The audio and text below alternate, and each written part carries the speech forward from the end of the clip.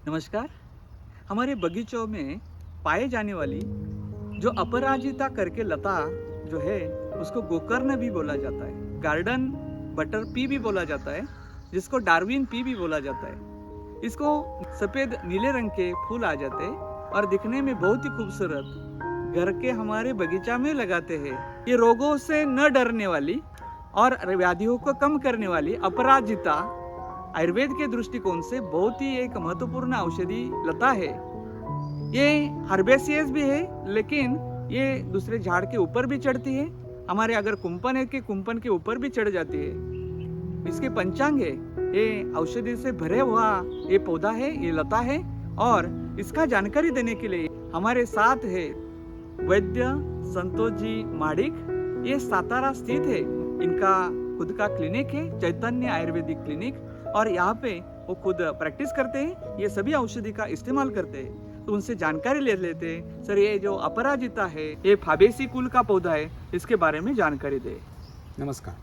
ये जो बेल जो है उसको अपराजिता सर ने बोला है, उसका पंचांग आयुर्वेद में उपयुक्त है। उसका रस जो है वो कड़वा रस है और वीर्य में वो शीत है। दोषों के ऊपर वो त्रिदोष शामक है।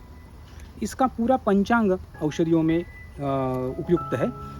इसके जो पत्ते हैं उस पत्तों का स्वरस बनाते हैं और जो मूल जो है उसका काढ़ा बना दिया जाए। व्यवहार में जब कर्ण के पीछे कुछ ग्रंथियों में सूजन आ जाती है तो इसके पत्ते जो है उस पत्तों का पेस्ट बनाकर उसमें थोड़ा सा सेंधव नमक मिलाकर उसका लेप किया तो बहुत ही फायदा हो जाता है।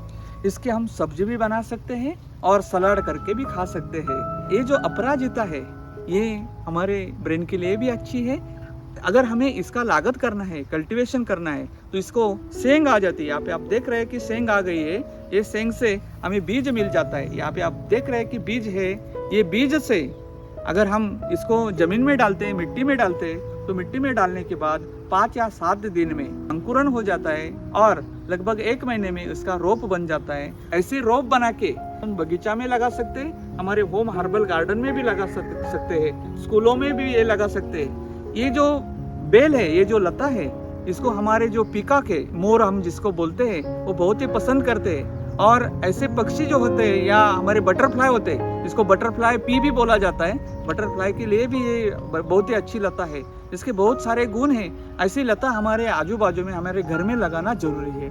डॉक्टर साहब, और कुछ आप जानकारी देना चाहते हैं? Yes sir. इसके जो बीज आपने दिखाए, ये बीज भी बहुत ही कमाल के उपयुक्त है। इस बीजों का चूर्ण बनाकर उसमें शहद डाल दिया और उसका टॉन्सिल की सूजन के ऊपर लगाया, ये उसको प्रतिसारण बोलते हैं, तो टॉन्सिलाइटिस की जो बीमारी है वो कम हो जाती है। बीज जो है वो थोड़े मूत्रल भी है, मूत्रजनक भी है जी।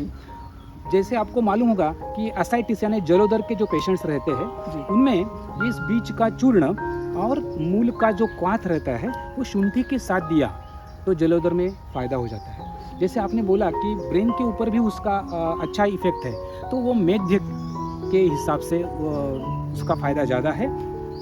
उसके अलावा वो चक्षुष्य भी है, नेत्रों के लिए भी उपयुक्त है।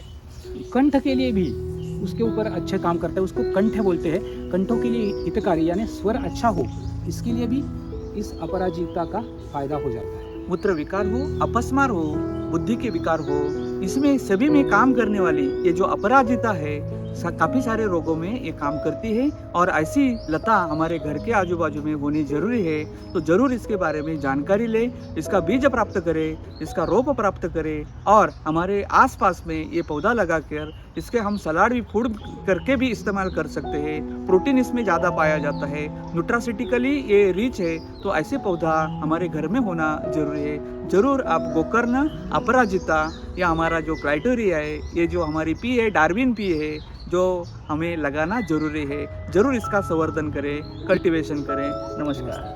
नमस्कार।